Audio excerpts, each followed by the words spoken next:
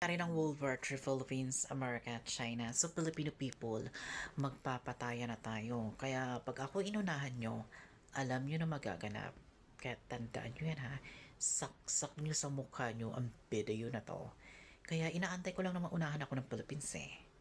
Pag ako nasaktan, sigurado, ibuburol sila bukas. What's the beginning and the end in this world, in the whole world turn end times? And the thing is, chance the word in you, motherfucker. So, Filipino people, America, antayin nyo dyan na kasi pag yan mga Filipino people na patay ko dito, or whatever,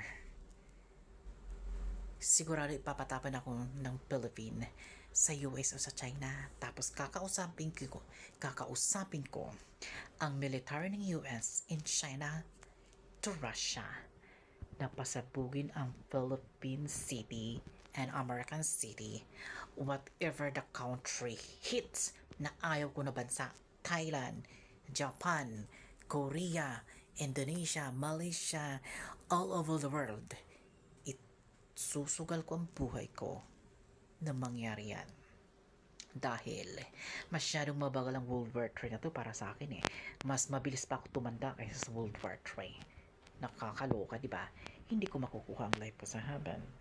O the position of Christ in dwelling this alone on earth, the religion, this mistake, evil.